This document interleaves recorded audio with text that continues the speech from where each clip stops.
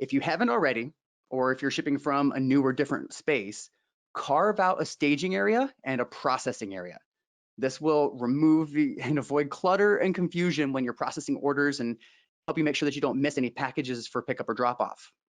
And speaking of which, I really recommend scheduling pickups so you don't have to spend time waiting in line. I mean, this is obviously particularly important with the pandemic situation, but also there's just going to be an increase of people who are going to be in line shipping things this season, even if it's just to family members. And if you ship USPS, we always recommend creating what's called a scan form. And basically what that does is it takes all of your USPS labels and puts them into a single barcode so that when your carrier comes to do your pickup, they just scan that one barcode and then you become their best friend ever. So definitely recommend that for any of your USPS shipments. And also think about the things that you hate about shipping and find ways to automate them. You know, it's always amazing when we talk to customers on the phone and they're like, oh man, this I hate doing this every single day. And then when we tell them, well, you don't have to. You know, we can let's set up a rule. Let's get that off your plate. And that is where you really start to see the maximum efficiency in your day-to-day shipping. So, you know, whatever it is that you just abhor doing every day, there's probably a way you can automate that and take it off your plate. Another thing you can do is order free supplies from the carriers. Now, I'd say this with the caveat of this is only possible if branding isn't important to you, and we'll talk more about the vast importance of branding in a little bit.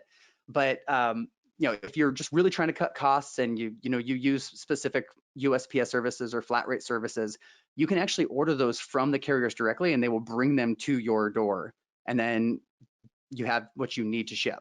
So it's a cost-effective way to do it, but you do lose branding because you're just using generic carrier boxes. And also consider multi-channel shipping or multi-channel selling, and be careful of relying on rented land. You know, selling on marketplaces like Amazon, Etsy, eBay, Bonanza, and others, they can really open up your visibility. But just remember that you're at the mercy of those marketplaces. So you should always have your own website or store to fall back on. I mean, you can just look at what happened when the pandemic really struck the United States, and Amazon sellers who use FBA kind of had no leg to stand on when Amazon pivoted to just carry household products in their warehouses to keep up with the massive demand and influx of orders. And so, you know, if you have a website of your own that you can fall back on, you at least have that as a crutch.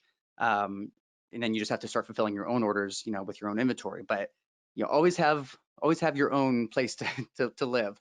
And that's one nice thing about Shipping Easy is that when you sell in multiple places, all of your orders do come into one spot. So you don't have to go to those different platforms. You have everything in one place and you can manage all your orders in one place. So it's super convenient. And then finally, utilize multiple carriers. You know, when you tie yourself to a single carrier, you limit your options to comparison shop and save.